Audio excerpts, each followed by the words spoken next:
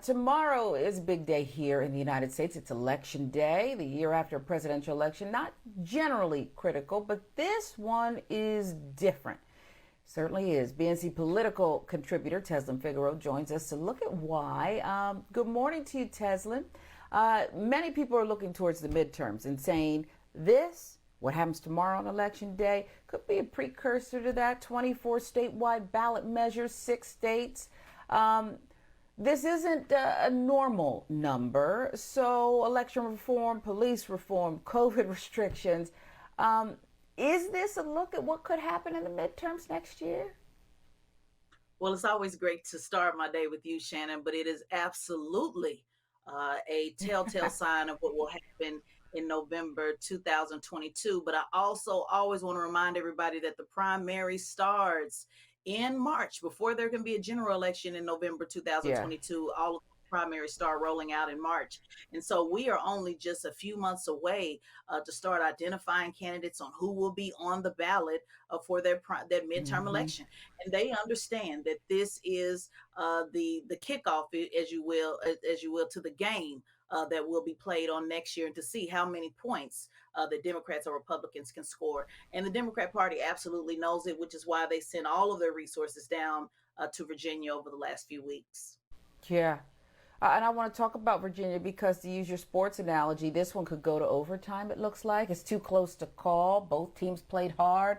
The governor's race there, the Democrat Terry McAuliffe, the Republican Youngkin, they are in a dead heat. Virginia is that state, right? President Biden won it by 10 points. McAuliffe was popular. He was as a governor. But what happens next, and why is this so important? Well, it's so important. I remember when Virginia was so excited about, turning blue a few years ago, and we talked about how now is the time. One thing that Democrats, I just don't understand why they just can't get this philosophy down, is when they win, they seem to celebrate instead of using that to double down, triple down their efforts in order to maintain those voters and to grow new ones. So now, because maybe that wasn't done as effectively as it should have been, now we're in a dead heat when it really shouldn't be a dead heat considering everything Hmm. that went on. But as we know, President Biden is not popular in Virginia, and that also plays into effect. But then overall, Sharon, people are just really frustrated on the Yeah. Democrat side on what has not been able to be accomplished in Congress, the promises that were made. You mentioned all of the different issues that Hmm. are on the ballot this year, where the reason why they are is because not much has been accomplished on those issues like police reform and different restrictions that they're trying to take care of in their home state. So all of these, as I've talked to you many times on this show, voter suppression and voter depression, there's two different things. Some states will have voter suppression like in Hmm. Texas, and then there's some states like in Virginia that will be dealing with voter depression, which means that you're basically pulling teeth to get people to come to the polls. Yeah, and that's really the key because you've talked to us before about this energy. Yes, former President Obama was there and kind of just trying to rally people and, don't boo, vote, his catchphrase there. But you're right. If particularly black people aren't as energized and say, what's in it for us? HBCUs, police reform, all the things you talked about. But it's not just Virginia. There are other races around the country to watch. And I wonder where your eye is looking this morning. Well, I'm really excited about a race that I'm watching in Orlando, Florida. I don't live in Orlando, but I call it my political stomping ground. One of my first commissioners that I helped elect in Hmm. 2014. It's a district called District 5. Her name is Commissioner Regina Hill. And the reason why that race is so important is because, again, it really does show how local races can be impacted. She was someone that ran for office the very first time, never won, and won her first time out, and really just on the ground engaged with her folks. And she's being challenged. Everyone has the right to be challenged. And so I'm always paying attention to those local races. And then tonight, here on BNC Instagram, I will be talking to Killer Michael Render Hmm. from your state, Oh, I love it. Georgia. And Of course. yes, it's going to be great. We're going to be talking about He's got a 8 lot to p.m. say. on BNC. Yeah, we're going to be talking about what's going on local in your state and start Yeah. preparing for looking at what's happening with those Black voters. How are they moving? What do they think about tomorrow night? If there's any local races we need to look at in your area, and how do they move forward on next year?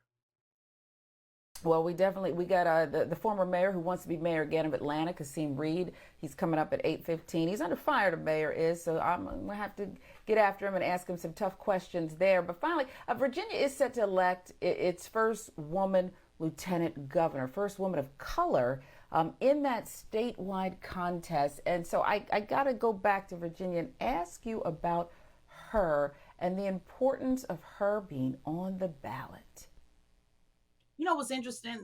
You don't hear much news about her at all. I watch the news across the board on all stations. I try to read everything I can, and it seems like very little attention has been spent on her race and her being possibly the first woman lieutenant governor. And this is not the first time that those types of races has been looked over. I want to give a shout out to Senator Anastasia Pittman in Oklahoma, who ran for lieutenant governor, that was never talked about. And as now we're talking about the case with Julius Jones, they want to know, how did Julius Jones get in the position that he is? And a lot of times, Sharon, it's because we ignore races like this. We ignore Connie Johnson, who ran for governor of Oklahoma. We're ignoring the race that you just mentioned, lieutenant governor in Virginia. So these races are important.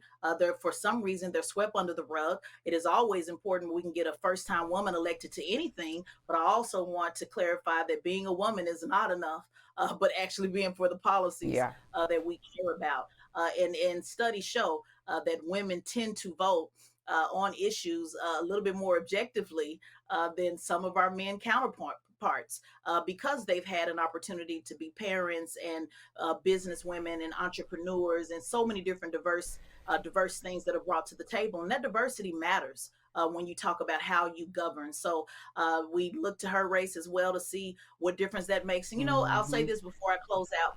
People don't think lieutenant governor is important, but we all see with New York Mm-hmm. that lieutenant governor obviously matters, because that person could have an opportunity to Amen. actually be. Yeah, and so we have on, and I'm just looking. I really wish we could put them up on the screen. You have the Democratic candidate Hala Ayala and the Republican Winsome Sears in Virginia. So you're right; it's very, very important.